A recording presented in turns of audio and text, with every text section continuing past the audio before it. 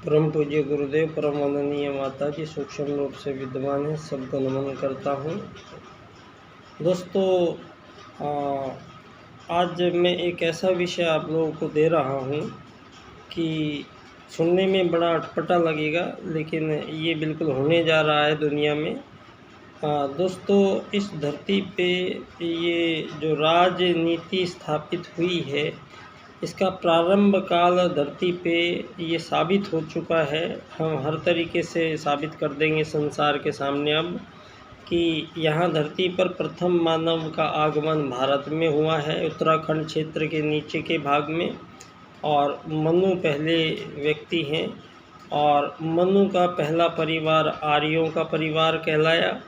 और इसी आर्यों के परिवार से बाद में जिन्होंने श्रेष्ठ जीवन पद्धति धारण नहीं की, उन लोगों को आर्यों ने देश निकाला दिया और वो भारत क्षेत्र की सीमाओं से अन्यत्र सुदूर क्षेत्रों में जाकर बसते रहे।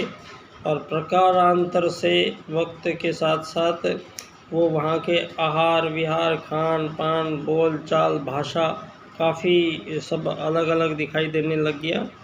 और संसार में ये जो आर्यों और अनार्यों के बीच में जो युद्ध है, ये युद्ध प्रारंभ हुआ और आर्यों ने इसको अपनी श्रेष्ठ पद्धति को समस्त संसार को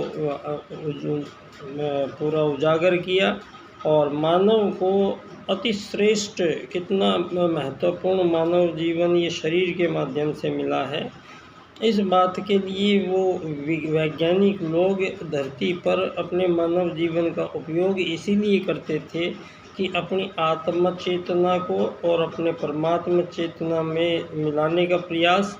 इस शरीर के अंदर सूक्ष्म रहस्य जो छिपे पड़े हैं, सूक्ष्म जो स्पंदनों होते हैं, इनमें विशेष ऊर्जाएं शरीर के अंदर से पैदा की जाती है दोस्तों। और ये जो सारा खेल ही सारा जगत का ऊर्जाओं का खेल है। और दोस्तों, यहाँ जो परम पूज्य गुरुदेव इस बार जो युग परिवर्तन हो रहा है, ये 7 अरब लोगों की विचारधारा, जो सही बात है वही चलेगी। धरती पर मानव एक यात्री बन के आया है, तो उसको मालिक नौकर अमीर गरीब नहीं बनाया जा सकता। और धरती के जब यात्री ही है सब मानव, तो फिर इन यात्रियों में कोई भिन्नता भेद धरती पर करने का किसी को अधिकार नहीं है। और जब सारे ही यात्री हैं, तो धरती पर कोई भी मानव किसी भी प्राकृतिक स्रोत का वो मालिक नहीं बन सकता है। यहाँ धरती पर संपूर्ण जीवों के लिए परमात्मा ने संपूर्ण चीज़ों का आविष्कार बराबर रूप से किया है। तो इस पे कोई धीरू भाई अंबानी गैस पे तेल पे अपना नाम लिखा के नहीं बैठ सकता है।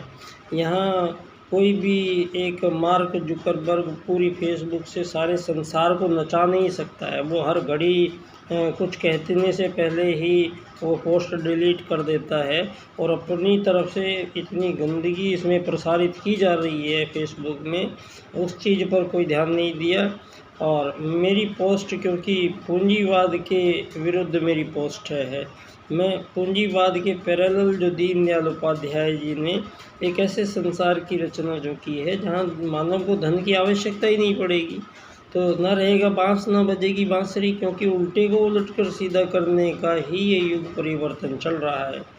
अब यहाँ पर जो अमीर गरीब मालिक नौकर, ये कभी परमात्मा ने बनाए नहीं है किसी को, ये हमारे ही द्वारा पैदा किया गया ये जिन्न जो धन नाम का जिन्न है, इस धन नाम के जिन्न को हमेशा के लिए उसके वापस चिराग में जिन्न को घुसेड़ता है पंडित दीनदयाल उपाध्याय जी का अर्थायाम आधारित एकात्म मानववाद।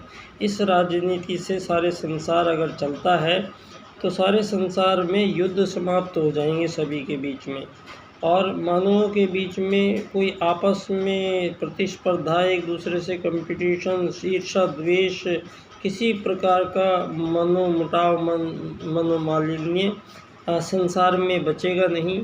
और सारा संसार आत्मवत् सर्वभूतेषु वसुधैव कुटुम्बकम के सूत्रों से ही अपना जीवन संचालित करेगा। तो सतयुग की वापसी होगी दोस्तों। पुनः परम पूज्य गुरुदेव को नमन। बच्चा डॉक्टर, बाल्यकाल सेवा संस्थान का अध्यक्ष, धानक्या स्टेशन, जयपुर, राजस्थान।